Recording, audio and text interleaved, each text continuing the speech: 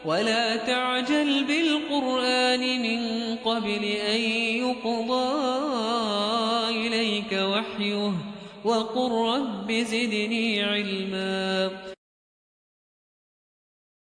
بسم الله الرحمن الرحيم. الحمد لله رب العالمين، وأفضل الصلاة وأتم التسليم على نبينا محمد وعلى آله وصحابته أجمعين. سبحانك لا علم لنا إلا ما علمتنا إنك أنت العليم الحكيم، وبك اللهم نستعين. اللهم افتح بخير واختم بخير واجعل عواقب أمورنا إلى خير يا رب العالمين. Bersyukur kita kepada Allah Subhanahu wa taala kerana memberi peluang untuk menyambung kitab ini yang Alkitab yang ada sangat berkat, yang bernama Syama'ilun Nabi sallallahu alaihi wasallam karangan Al-Imam At-Tirmizi. Alhamdulillah kita dah selesai bab yang pertama dan kita akan mula daripada bab yang kedua. Bil asanid as-sahihah al-muttasilah ila al-Imam At-Tirmizi annahu qala fi kitabih Syama'ilun Nabi sallallahu alaihi wasallam qala babun ma jaa fi khatimin nubuwah.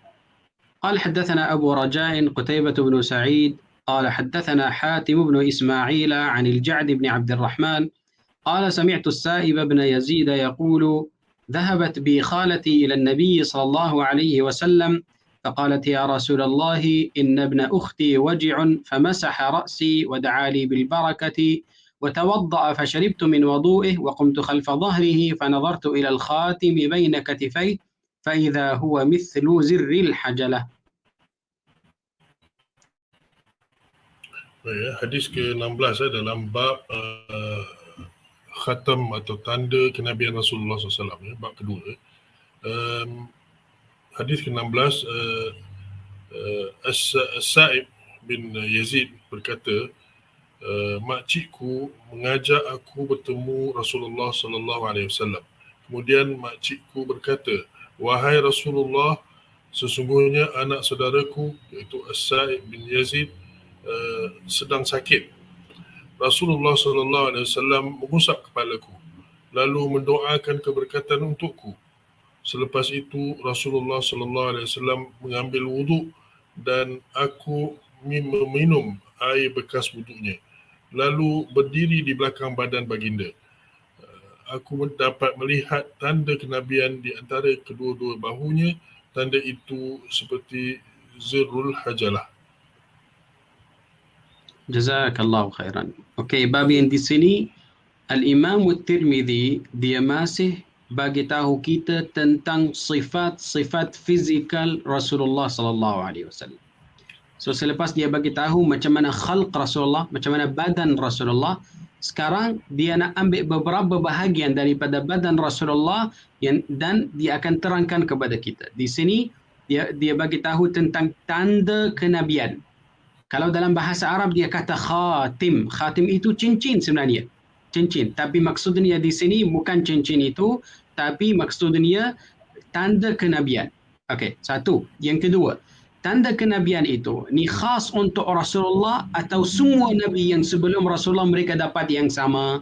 Khilaf di antara ulama kita, tapi ar-rajih maksudnya pandangan yang lagi kuat adalah itu khas kepada Rasulullah sallallahu alaihi wasallam. Rasulullah sahaja yang dia dapat alamat itu ialah satu kutulan, boleh kata. Satu kutulan daripada daging yang ada dekat belakang Rasulullah. Okey, baik. Sekarang kita nak ada kalau kita dah kata ni tanda kenabian dah ada di sini, kita akan dapat banyak soalan.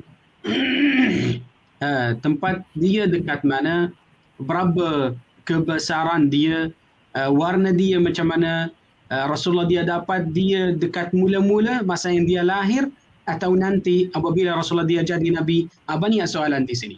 Okay, so Al-Imam At-Tirmizi dia cuba nak jawabkan soalan-soalan itu. Okay, soalan yang pertama, berapa kebesaran dia? Dia kata mithlu zirril hajalah. Al-hajalah ni satu burung yang yang dia kebesaran dia macam dove, dia macam merbati. Dan kalau kita nak tengok kepada telur dia ni al-hajalah, telur dia macam telur merpati, sama juga, tak ada beza. So kalau kita dah ada satu telur daripada merpati, kita akan tengok macam kebesaran dia dalam 2,5 cm. Kalau lebar dia, kalau panjangkan dia dekat pada 5,5 cm. So mengikuti kebesaran itu, dia daripada kutulan, daripada daging, dia ada dekat belakang Rasulullah. Okey, soalan yang kedua, tempat dia dekat mana? Dia betul-betul dekat tengah di antara dua bahu Rasulullah, dekat belakang, ataupun dia sikit ke kanan atau ke kiri? Sebenarnya dia ke kiri sikit. Kenapa? Sebab dia lagi dekat pada hati Rasulullah, atau boleh kata jantung Rasulullah. So dia dekat sebelah kiri, lagi dekat pada sebelah kiri, bukan dekat tengah-tengah, betul-betul tengah-tengah. Walaupun ada beberapa hadis yang dia bagi tahu sebenarnya dia ada dekat tengah, tapi sebenarnya dia ke kiri lagi dekat. Wallahu a'lam. Ini soalan yang kedua. Soalan yang ketiga, ketulan itu dia dekat atas kulit atau dia di dalam? Sebenarnya dia dekat atas. Nanti ada satu hadis yang dia akan bagi tahu dekat kita. Warna dia macam mana? Warna dia macam warna kulit Rasulullah, tapi dia lagi gelap. Lagi gelap. Okey, gelap sikit. Itu warna dia. So banyak benda. Okay. So sekarang kita akan baca lagi dan kita nak tahu. Ni dekat hadis ini Sayyiduna As-Sa'ib bin Yazid. As-Sa'ib bin Yazid ni sahabat yang terakhir yang dia wafat dekat Madinah. Dia wafat pada tahun 91 Hijrah. 91 Hijrah, dia sahabat yang terakhir yang dia wafat dekat Madinah. Masa yang makcik dia bawa dia, hari itu dia berumur 5 tahun sahaja. Dia budak kecil sebenarnya. Okay? Dan lagi satu, ni ada satu hadis yang Rasulullah dia bagi tahu dekat kita, al-khalatu bimanzilatil makcik itu dengan kedudukan yang sama dengan apa? Dengan ibu. So sekarang kalau ibu dia dah wafat dan dia ada satu anak itu dia akan pergi ke makcik dia directly kalau makcik itu dia belum kahwin lagi. Dia akan jaga, dia akan ambil untuk jaga dia. Okay? Ya, so dia kata al-khalatu bimanzilatil So dia bawa, so dia sakit, dia takut kalau dia dapat masalah apa semua, dia bawa ke Rasulullah. So Rasulullah dia doa kepada dia. Da'ali bil barakah. So daripada berkat doa Rasulullah, dia dah berusia 9, mereka kata dekat pada 102 tahun. Umur Sayyidina As-Sa'ib bin Yazid. Hari itu masa yang dia wafat. Okay? Nah. طيب حديث seterusnya قال حدثنا سعيد بن يعقوب الطالقاني قال حدثنا أيوب بن جابر عن سماك بن حرب عن جابر بن سمرة قال رأيت الخاتم بين كتفي رسول الله صلى الله عليه وسلم غدة حمراء مثل بيضة الحمامة أو مثل بيضة الحمامة. Hadis ke-17, Jabir bin Samurah berkata radhiyallahu ta'ala anhu, aku pernah melihat tanda kenabian yang ada di antara kedua-dua bahu Rasulullah sallallahu alaihi wasallam, iaitu bonjolan daging yang berwarna merah sebesar telur burung merpati. Jazakallahu khairan. Okey, tengok dia ada bagi tahu macam mana warna dia sebenarnya. Dia kata dia berwarna merah. Kenapa? Sebab kita dah belajar daripada bab yang sebelum ni, dia kata warna kulit Rasulullah adalah putih kemerah-merahan. Okey? So, kalau dia kemerah-merahan, maknanya kutulan itu atau al-khatim itu, dia macam merah, tapi merah yang gelap punya. So, kalau kita tengok daripada belakang, kita akan nampak. Dia macam jelas. Dia kata ghuddah, satu kutulan. Boleh nampak dia, wallahu a'lam. Naam.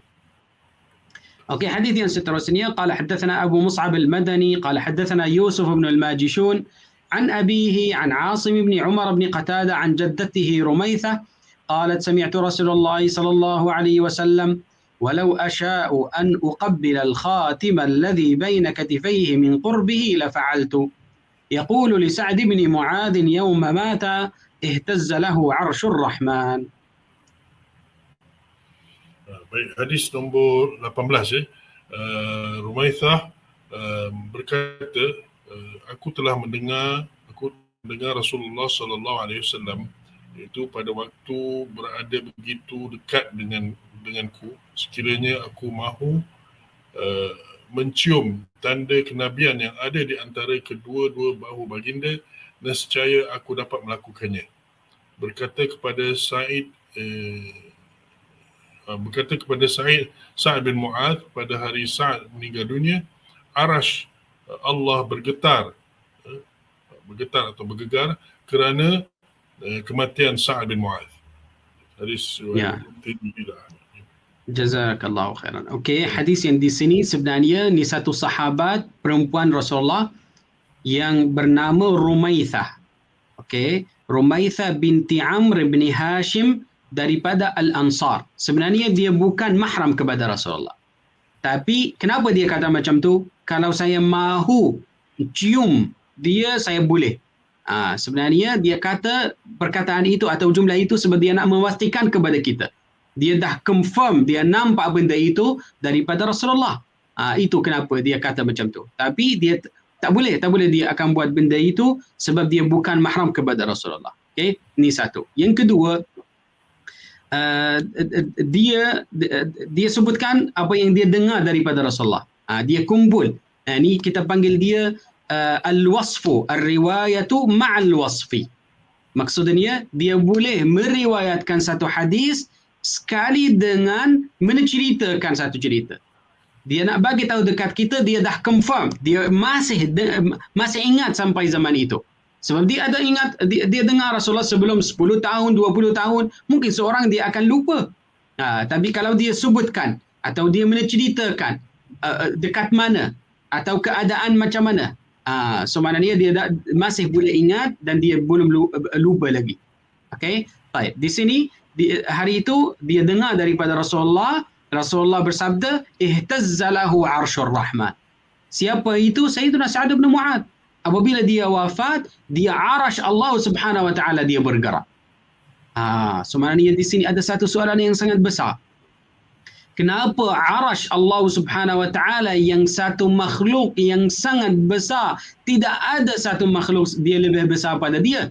Dia yang sangat agung di dalam alam ini, di alam dunia dan akhirat. Tidak ada. Kenapa dia bergerak? Sebenarnya ni satu sahabat yang boleh kata ada rahsia yang sangat agung di antara dia dan Allah Subhanahu wa taala. Ni Sayyidina Sa'ad bin Mu'adh, kalau kita nak tengok bila dia masuk Islam. Dia masuk Islam pada umur 32 tahun. Dan dia wafat pada umur 38 atau 39. So umur dia di dalam agama, di dalam Islam adalah 6 tahun sahaja. So maknanya apa dia buat di dalam 6 tahun itu sampai arash Allah Subhanahu wa taala akan bergerak? Satu soalan yang sangat besar yang kita kena fikir dekat sana. Ya, Sa'ad bin Mu'adh. Okey, wallahu a'lam, kita boleh jawabkan sebab ikhlas yang ada di antara dia dan Allah Subhanahu wa taala. Itu rahsia dia, wallahu a'lam. Baik. Dan bukan yang arash Allah Subhanahu wa taala bergerak. Apabila Sayyidina Sa'ad bin Mu'adh dia dah wafat, Rasulullah dia keluar daripada rumah dia tanpa pakai pakaian. Rasulullah dia bawa pakaian itu dan sambil Rasulullah berjalan, Rasulullah dia pakai pakaian itu. Macam pelik sangat. Tak ada satu keadaan atau satu hal yang Rasulullah dia keluar daripada rumah dan dia belum pakai pakaian lagi. Tapi Rasulullah dia nak bersegera dan nak pergi dan tengok macam mana. Kenapa arash Allah SWT dia bergerak. Dan masa yang sahabat mereka angkat jenazah Sayyidina Sa'ad bin Mu'adh, mereka tak rasa apa-apa ada di sini. Tak berat sebenarnya mereka. Tak rasa.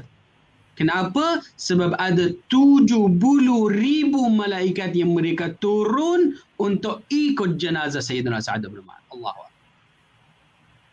Ini satu benda yang kita kena fikir kenapa. Yang penting di sini bukan banyak ibadah. Yang penting di sini bukan yang kita akan banyak bersedekah atau banyak solat atau banyak zakat, bukan. Yang penting di sini adalah ikhlas. Sebab kalau tidak ada ikhlas, kalau tak ada akidah yang kuat yang ada di dalam hati, semua amal-amalan yang saleh tidak ada manfaat. Tak ada value sebenarnya. Itu dia. So fokus di atas sana. Tanyalah diri sendiri. Kenapa nak buat amal-amalan itu? Sebab apa? Kerana apa? Kalau jawapan dia kerana Allah dan betul-betul jawapan dia adalah kerana Allah, buatlah amalan ini. Kalau ada apa-apa dekat sana, riak ke, syirik ke apa, tinggalkan dia. Rugilah nanti. Rugi, tak dapat apa-apa nanti. Dia akan jadi hujah di atas kita, bukan hujah untuk kita. Itu yang paling penting di sini. Wallahu a'lam. Nah. Syekhna, Okey. Nah. tentang perkataan ihtazza tu, apa maksud dia sebenarnya? Macam bergerak ke ataupun dia bergetar?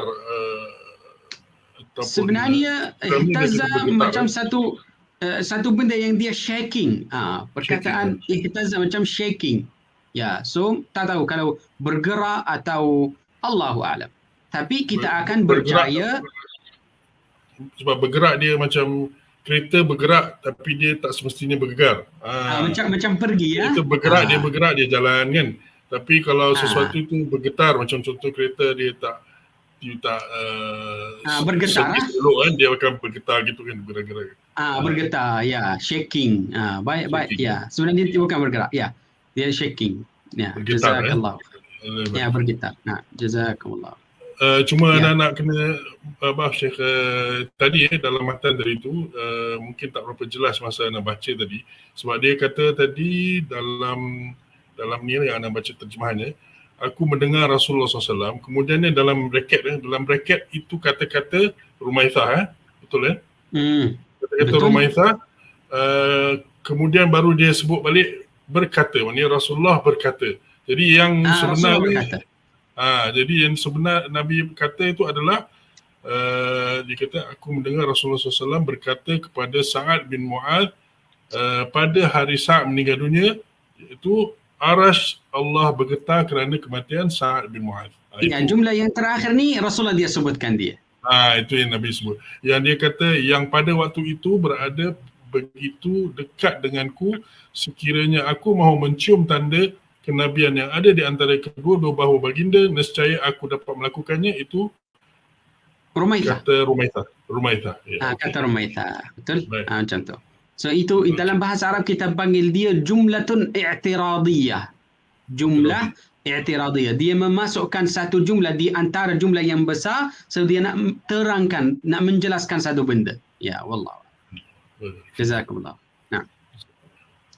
Okey, hadis yang seterusnya, qala haddatsana Ahmad bin Abdah ad-Dabbi wa Ali bin Hujr wa ghairu wahid qalu haddatsana Isa bin Yunus an Umar bin Abdullah mawla Ghufrah قال حدثني إبراهيم ابن محمد من ولد علي بن أبي طالب قال كان علي إذا وصف رسول الله صلى الله عليه وسلم فذكر الحديث بطوله وقال بين كتفي خاتم النبوة وهو خاتم النبيين.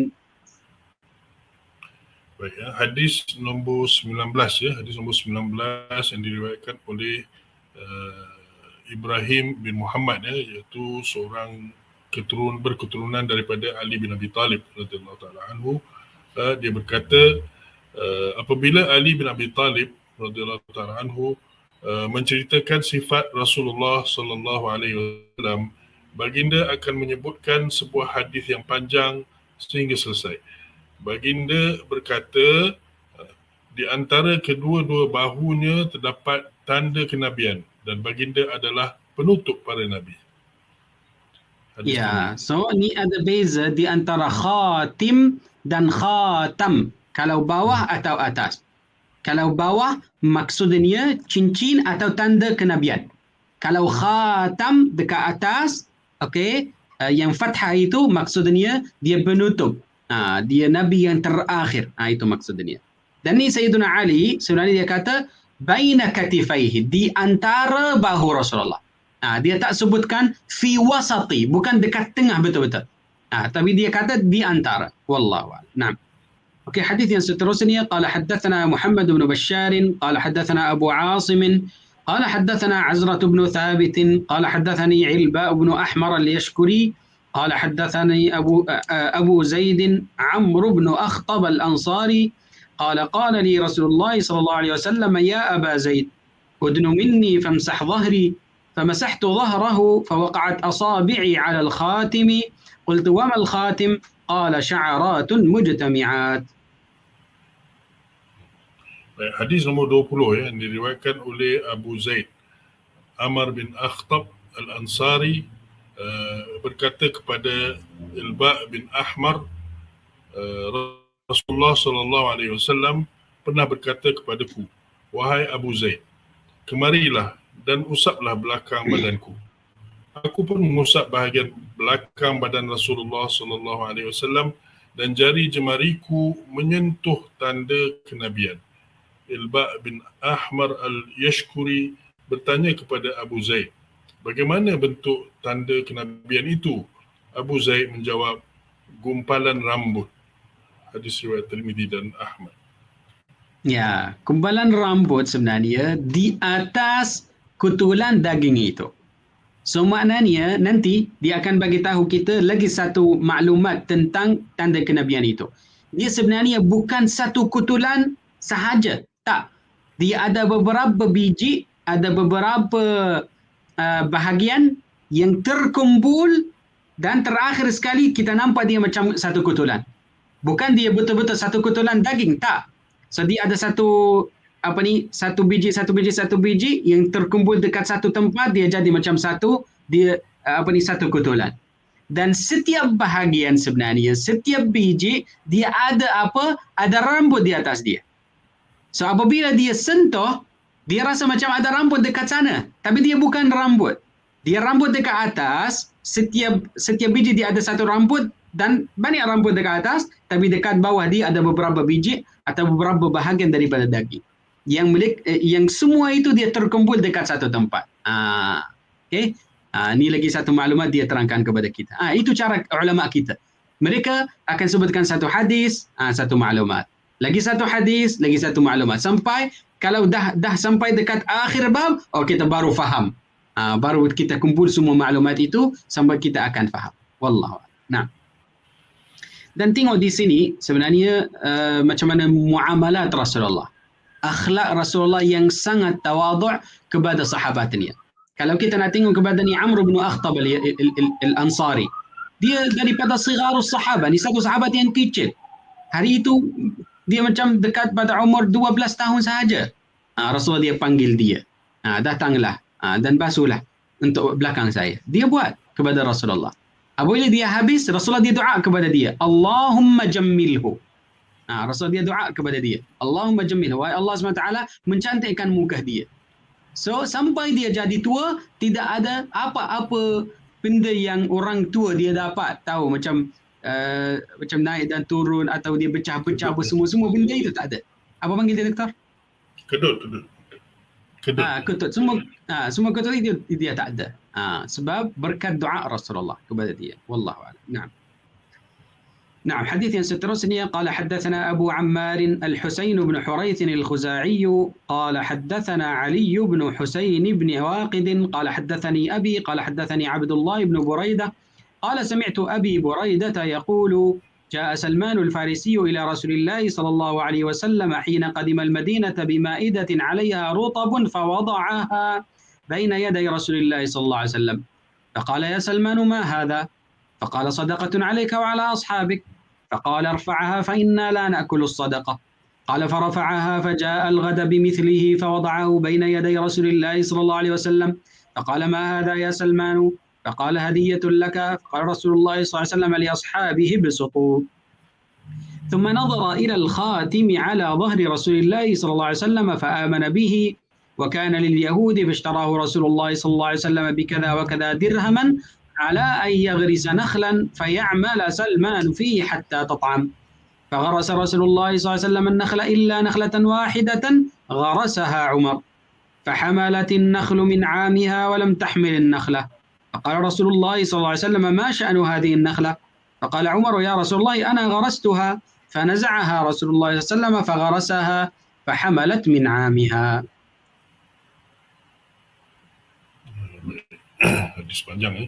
Hadis panjang, hadis nombor 21 diriwayatkan oleh Buraidah bin Husayb. Buraidah bin Husayb dia berkata ketika Rasulullah sallallahu alaihi wasallam tiba di Madinah, Salman Al-Farisi datang membawa hidangan berisi kurma untuk Rasulullah sallallahu alaihi wasallam. Hidangan itu diletakkan di hadapan Rasulullah sallallahu alaihi wasallam. Rasulullah sallallahu alaihi wasallam bertanya, "Wahai Salman, apakah ini?" Salman menjawab, "Ini sedekah untukmu dan sahabatmu."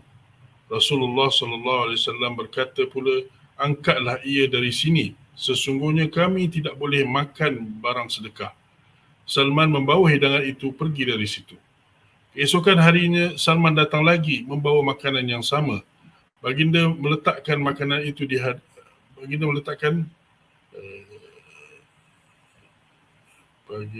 Baginda meletakkan makanan itu di hadapan Rasulullah. Salman meletakkan makanan itu di hadapan Rasulullah SAW. Rasulullah SAW bertanya, "Apakah ini, wahai Salman?" Salman menjawab, "Ini adalah hadiah untukmu." Rasulullah SAW berkata kepada para sahabat, "Hidangkanlah." Pada waktu itu, Salman terlihat dan memerhatikan tanda kenabian di bahagian belakang badan Rasulullah SAW, iaitu di antara pundak bahagian sebelah atas. Itu dalam bracket. Dengan itu, Salman menyatakan keimanannya kepada Rasulullah SAW. Sebelum itu, Salman adalah hamba milik seorang Yahudi. Rasulullah SAW menebus Salman dengan sekian dirham. Cara membayarnya adalah dengan menanam tanaman kurma di atas sebidang tanah untuk mereka. Salman perlu bekerja di situ sehingga pokok-pokok kurma itu berbuah. Rasulullah SAW sendiri yang membantu Salman menanam pokok-pokok kurma itu, kecuali satu batang pokok yang ditanam oleh Umar. Semua tanaman kurma itu berbuah pada tahun yang sama, namun ada sebatang pokok yang tidak berbuah. Rasulullah SAW bertanya, "Mengapakah dengan tanaman kurma yang satu ini?" Umar menjawab, "Wahai Rasulullah SAW, sayalah yang menanamnya." Rasulullah SAW mencabut pokok kurma itu lalu menanamnya semula. Akhirnya pokok itu berbuah pada tahun yang sama juga. Hadis riwayat Tirmizi dan Ahmad. Allahu Akbar. Hadis yang di sini sebenarnya ada banyak cerita yang ada di dalam ni. Cerita yang pertama, Sayyidina Salman. Semua orang dah tahu apa cerita Sayyidina Sulaiman ni. Sayyidina Sulaiman asal dia daripada Paris. Dia orang Parisi. Daripada Iran. Hari itu, ayah dia sebenarnya dia satu orang agama yang dia jaga agama. Martabat dia atau kedudukan dia sangat tinggi. Dan dia tak mahu anak dia tinggalkan agama itu. Dia sangat strict. Dia macam radikal. Tapi Sayyidina Salman apabila dia ada dekat rumah, dia tahu apa masalah-masalah agama itu. Agama apa? Majusi. Dan dia kata nak tinggalkan. Satu hari dekat waktu malam, dia lari daripada rumah ayahnya dan dia pergi dekat Damsyik. Dekat Damsyik sana, dia jumpa satu orang Nasrani. Dan dia mula tanya tentang agama Nasrani. Macam mana dia, asal dia belajar. Tapi lama-lama, ni orang itu, dia kata, "Tengoklah, kamu datang daripada tempat yang jauh. Agama ni sebenarnya dia tak betul. Pergilah jumpa satu orang Yahudi sebab mereka lagi lama pada kita. Dan jadi orang Yahudi." So dia tukar, tahu, hari itu dia Majusi, tukar ke jadi Nasrani. Dan orang Nasrani itu, dia nasihat kepada dia untuk jadi Yahudi. Dia pergi kepada orang Yahudi dekat Palestin dan dia jadi orang Yahudi. Dan dia belajar lama, tapi lama-lama orang itu dia kata, lepas dia belajar, dia bagi tahu dia sebenarnya ada satu Nabi yang dia akan datang nanti. Dia kata mana? Dia kata dekat Madinah. Dekat tanah orang Arab. So lepas tu dia pindah daripada sana dan dia turun pergi dekat Madinah. Tapi on the way, masa yang dia nak pergi dekat Madinah, ni satu orang dia curi dia dan jual dia. So dia jadi orang hamba. Itu semua berlaku sebelum Rasulullah dia jadi Nabi. Sebelum Rasulullah dia berhijrah ke Madinah. Dan dia jadi orang hamba yang dia jadi macam orang petani, dia macam jaga semua bokor apa semua. Tapi tak apa, dia sabar sebab dia tahu satu hari Rasulullah dia akan keluar. Kalau Rasulullah keluar, dia akan percaya dengan Rasulullah. So ulama kita mereka panggil Sayyidina Salman al-bahithu 'anil haqiqah. Orang yang cari untuk hakikat.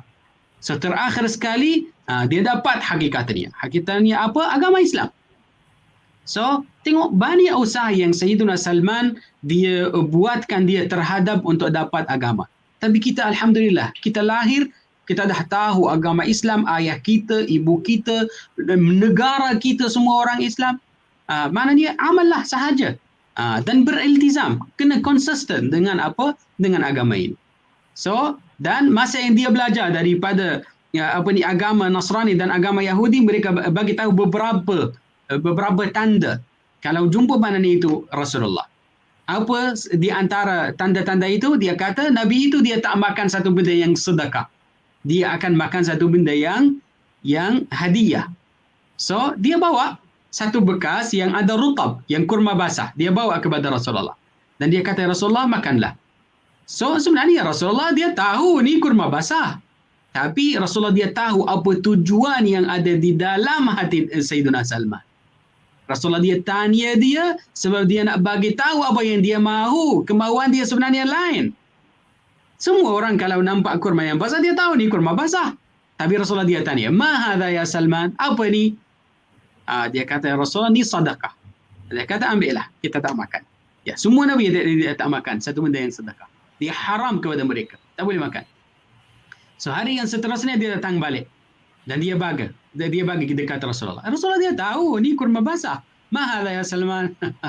So, dia tanya sekali lagi. Dia kata, hadiah. Kalau hadiah, kita boleh makan. Dan Rasulullah dia kata, ubsutu. Dia, ajak semua sahabat, dia jemput mereka untuk makan. Dan mereka makan. Dan Sayyidina Salman, dia bangun, macam dia nak pergi dekat belakang, dia nak basuh tangan apa semua. Tapi Rasulullah dia tahu apa tujuan dia. Rasulullah dia ambil pakaian. Sebab ada satu rida yang Rasulullah dia letak dekat sini, dan Rasulullah dia ambil rida itu. So dia jadi jelas. Dia tengok, ada tanda itu. So dia percaya dengan Rasulullah. Tapi apa masalah di sini? Ni mukjizat Rasulullah. So mukjizat yang pertama, Rasulullah dia tahu apa tujuan, apa maksud Sayyidina Salman. Satu. Dan mukjizat yang kedua, Rasulullah dia tolong Sayyidina Salman untuk tanamkan berapa? 5. Kalau di sini dia tak sebutkan.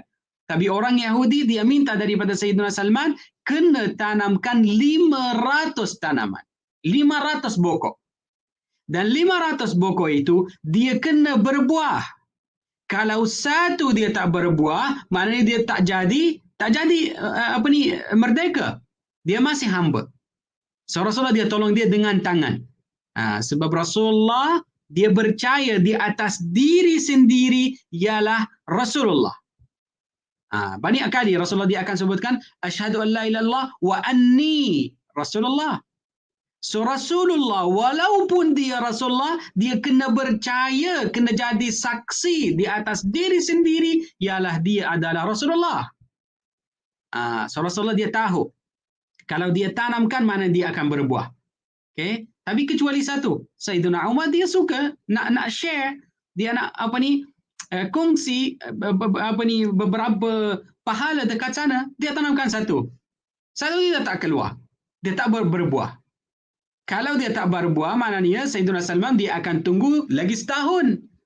Lagi setahun di dalam keadaan yang hamba, mana dia akan melakukan solat, mana dia akan pergi haji, mana dia akan bagi sedekah. Susah nak tunggu setahun. Rasulullah dia datang balik. Rasul dia cabut dan masukkan dia dalam masa yang sama. Hari yang sama. Dan dia berbuat dengan tahun yang sama. Tak tunggu setahun. So apabila dah 500 dia berbuah, Sayyidina Salman dia jadi merdeka. Itu dia. So banyak benda yang kita akan belajar dari sini. Nah. Wallah. Okay, hadis yang seterusnya qala haddathana Muhammad bin Bashar qala haddathana Bishr bin al-Waddah qala haddathana Abu Aqil ad-Dawraqi an Abi Nadrah al-Awaqi qala sa'altu Aba Sa'id al-Khudri an khatim Rasulillah sallallahu alaihi wasallam يعني خاتم النبوة فقال كان في ظهره بضعة ناشزة. Okay, baik. Hadis nombor 22 ya. Hadis nombor 22 Abu Nadrah Al-Awaqi Al-Awaqi Ya, betul. berkata, aku bertanya kepada Abu Sa'id Al-Khudri perihal tanda Rasulullah sallallahu alaihi wasallam iaitu tanda kenabian. Abu Sa'id Al-Khudri menjawab, tanda kenabian ada di bahagian belakang badan Rasulullah sallallahu alaihi wasallam berupa daging yang timbul. Hadis riwayat Tirmizi. Tengok dia kata yang timbul. Maksudnya di atas kulit. Sebab tadi kita ada dengar satu perkataan, dia kata ghuddah. Kalau ghuddah dalam bahasa Arab, dia satu kutulan tapi di bawah kulit. Itu ghuddah. Tapi lagi satu hadis dia kata tak, dia dekat atas. Kalau kita nak sabu, kalau kita nak lalu dekat sana, kita akan rasa dia ada dekat sana.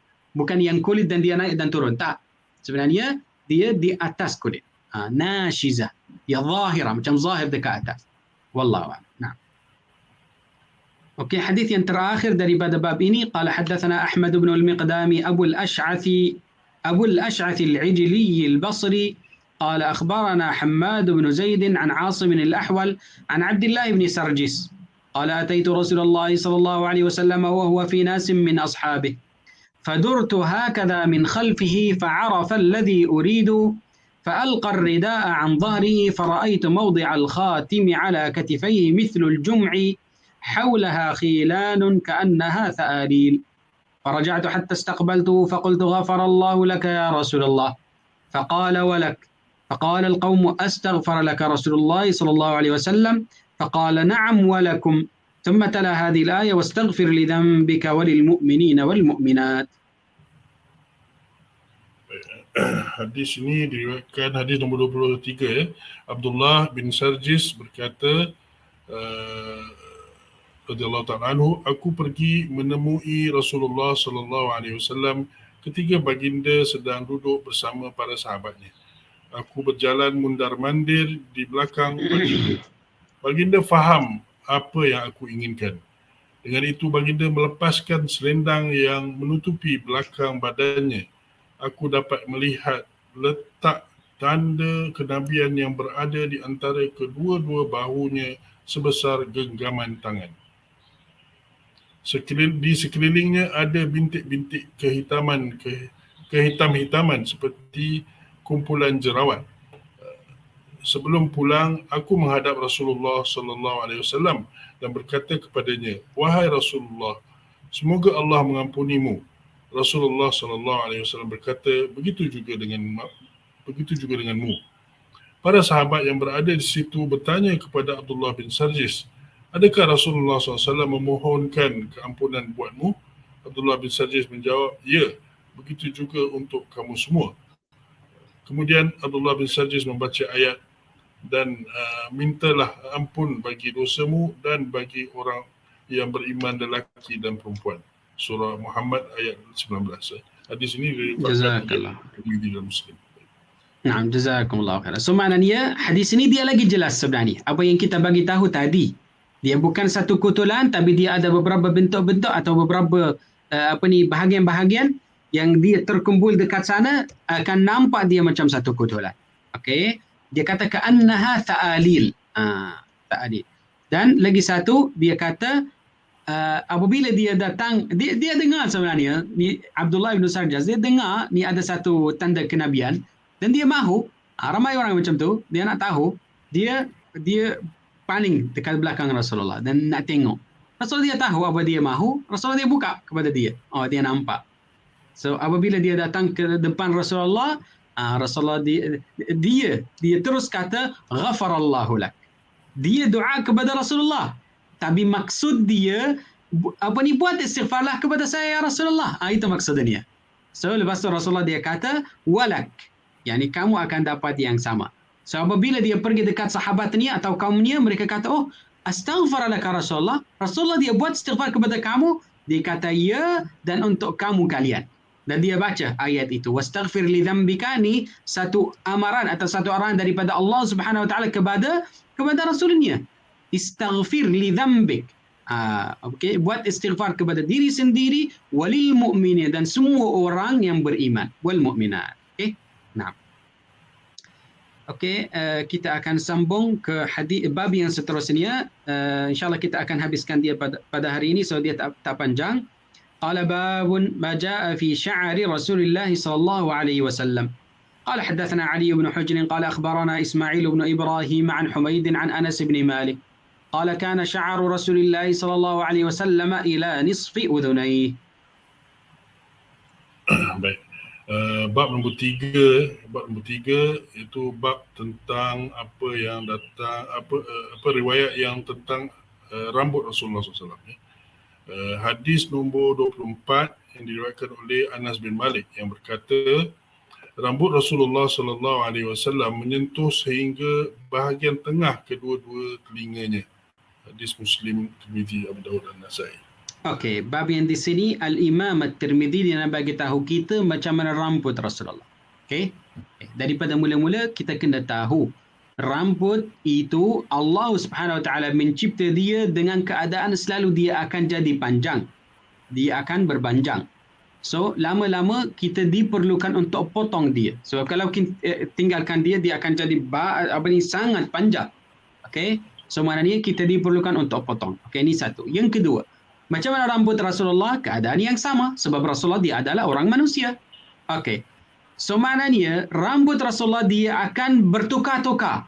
Dia bukan dengan satu keadaan yang konsisten, yang bersama. Tak. Kadang-kadang tengok pada rambut Rasulullah dia macam panjang. Kadang-kadang dia pendek. Ikut macam mana. Kalau selepas umrah dia pendek. Kalau kalau Rasulullah dia pergi safar, jihad fi sabilillah, dia akan jadi panjang. Sebab Rasulullah dia tak ada masa untuk potong rambut. Okey? Baik. So maknanya masa yang ulama kita mereka kumpul semua hadis, semua athar daripada buku-buku hadis, mereka dapat keadaan-keadaan rambut Rasulullah adalah 3. Yang pertama, dia panggil dia wafrah. Ini istilah yang pertama. Istilah yang pertama panggil dia wafrah. Wafrah maksudnya dia panjang sampai akhir telinga. Dia bukan pendek dekat tengah, tak, dia akan turun sikit. Okey, ni panggil dia wafrah. So nanti kalau dia lagi panjang, dia turun tapi tak sampai dekat bahu. Dia turun sampai akhir leher. Okey, kalau akhir leher kita panggil dia limmah. Ni istilah yang kedua.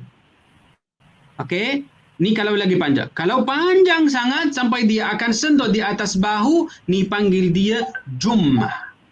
Kalau ni syekh saya yang bernama Syekh Anis Tahir, dia guru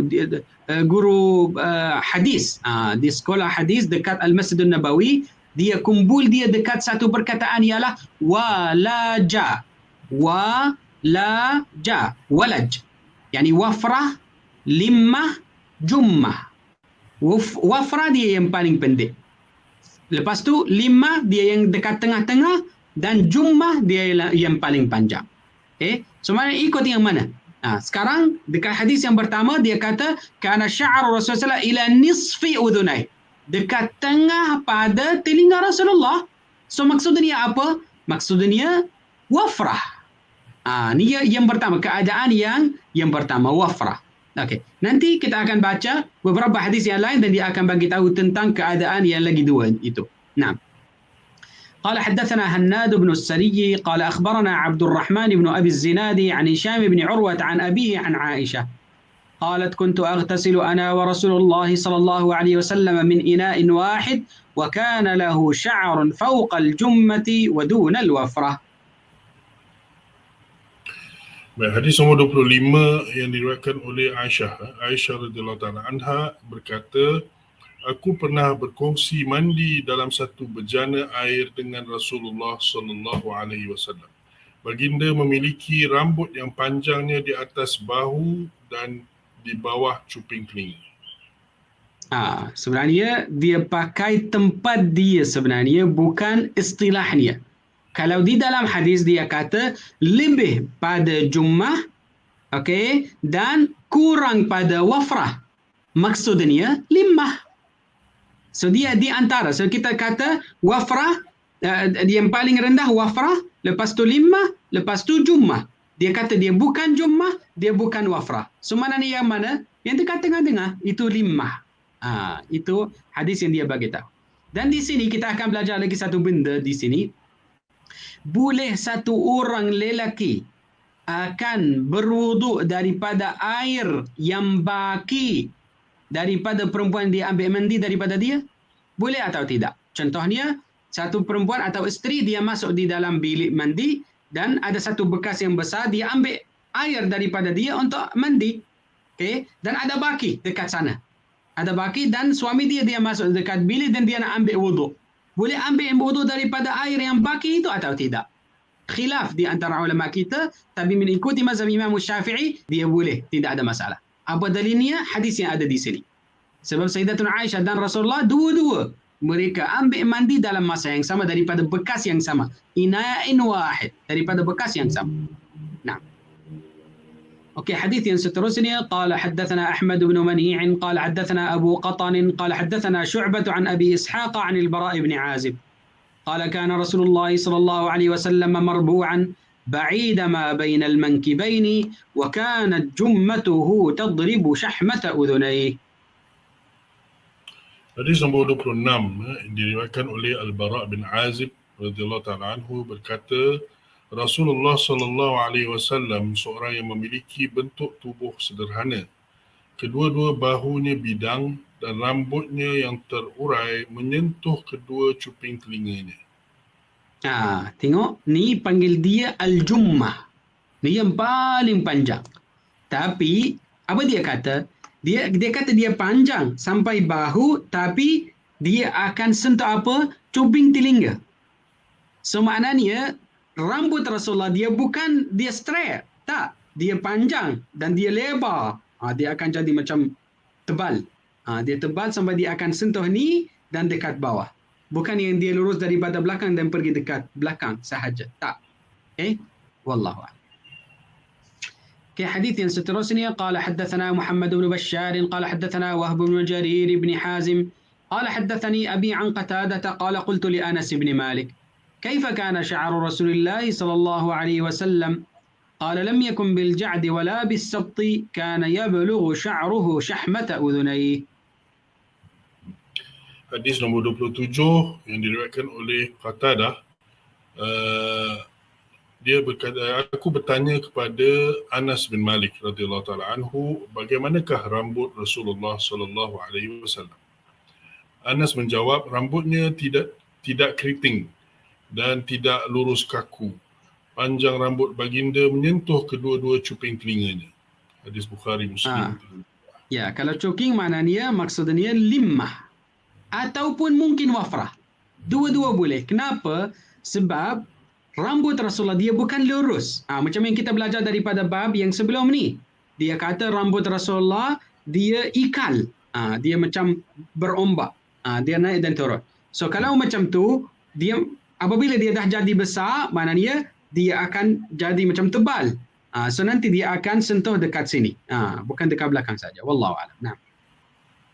Hadis yang seterusnya, qala haddatsana Muhammad bin Yahya bin Abi Umar al-Makki قال حدثنا سفيان بن عيينة عن ابن أبي نجيح عن مجاهد عن أم هانئ بنت أبي طالب قالت قدم رسول الله صلى الله عليه وسلم مكة قدمة وله 4 غدائر.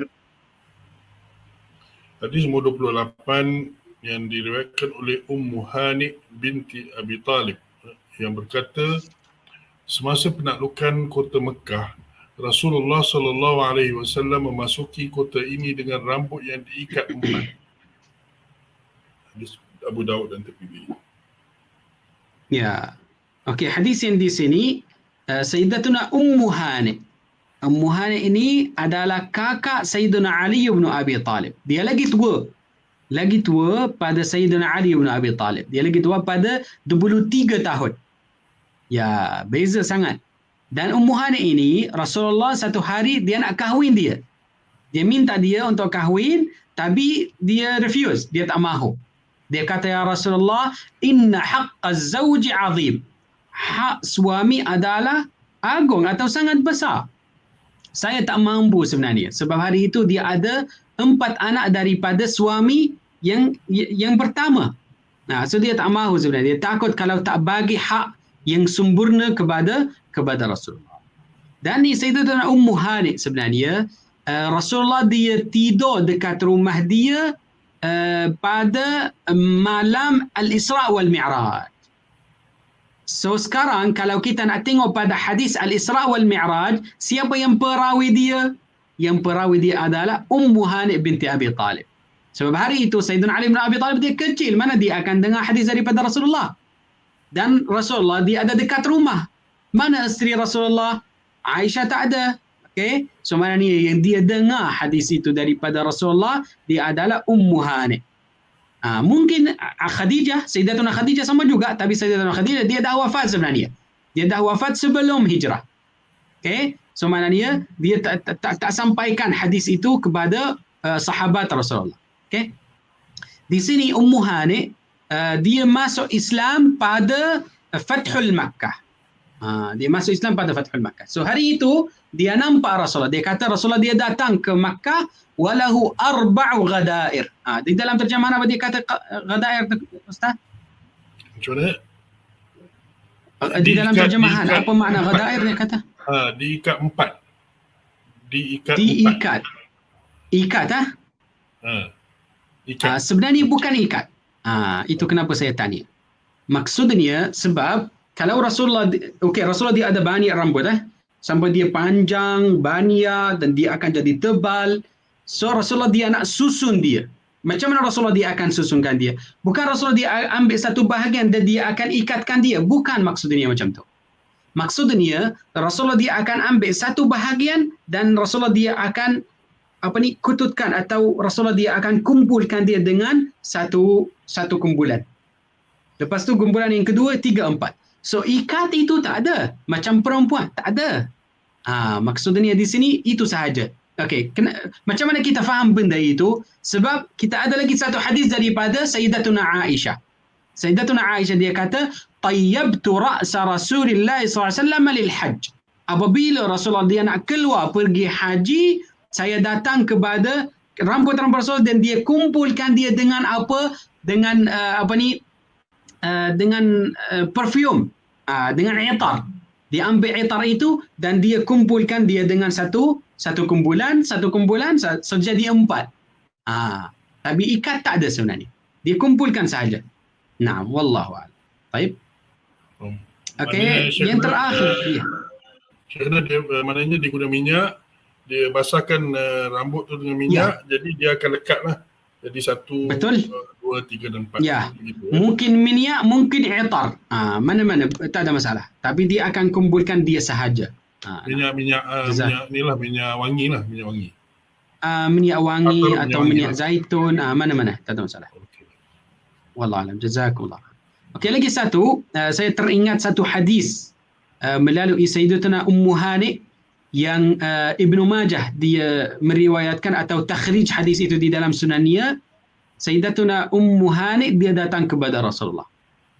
Dia kata, "Ya Rasulullah, qad kabirtu wa da'uftu wa baddantu." Saya dah jadi tua, badan badan saya melemah dan macam jadi gemuk. Badan tu maknanya dia jadi gemuk. So dia minta satu tolongan daripada Rasulullah, satu bantuan. Boleh bagi satu benda yang boleh tolong saya? Dan Rasulullah dia jawab, dia kata, "Ya Umma Hani." Dia panggil dia, "Ya Umma Hani, kabbiri 100 marrah, wahmadi 100 marrah, wasabbihi 100 marrah." Okey, buat takbir 100 kali, alhamdulillah 100 kali, dan subhanallah 100 kali. Fahuwa khairun min 100 farasin muljamin fi sabilillah. Dia lebih baik pada 100 kuda yang dia pergi jihad fi sabilillah. Wa khairun min 100 badana, dan dia lebih baik pada 100 unta fi sabilillah. Wa khairun min 100 faris, dan dia lebih baik pada 100 orang yang pergi jihad fi sabilillah. Ya. So, ni satu amalan yang kita boleh amalkan dia sebenarnya. Itu nasihat Rasulullah kepada Ummu Hani. Okey, ada lagi 3 hadis, kita akan baca dia walaupun kita dah sampai 1 jam. قال حدثنا سويد بن نصر قال حدثنا عبد الله بن المبارك عن معمر عن ثابت البناني عن أنس بن مالك أن شعر رسول الله صلى الله عليه وسلم كان إلى أنصاف أذنيه. Hadis nombor 29 diriwayatkan oleh Anas bin Malik radhiyallahu taala anhu yang berkata, sungguhnya panjang rambut Rasulullah sallallahu alaihi wasallam sehingga pertengahan kedua-dua telinga baginda. Hadis Tirmizi dan Abu Dawud. Okey, ini makna yang sama, maksudnya wafrah. Hadis yang seterusnya, qala haddatsana Suwaid bin Nasr qala haddatsana Abdullah bin Mubarak an Yunus bin Yazid عن الزهري قال حدثنا عبيد الله بن عبد الله بن عتبة عن ابن عباس أن رسول الله صلى الله عليه وسلم كان يسدل شعره وكان المشركون يفرقون رؤوسهم وكان أهل الكتاب يسدلون رؤوسهم وكان يحب موافقة أهل الكتاب فيما لم يؤمر فيه بشيء ثم فرق رسول الله صلى الله عليه وسلم رأسه. Hadis nombor 30 yang diriwayatkan oleh Abdullah bin Abbas radhiyallahu taala anhuma yang berkata, pada awalnya Rasulullah sallallahu alaihi wasallam membiarkan rambutnya terurai ke hadapan, iaitu sehingga dahinya. Orang musyrik pula merapikan rambut mereka menjadi dua bahagian, iaitu ke kiri dan ke kanan.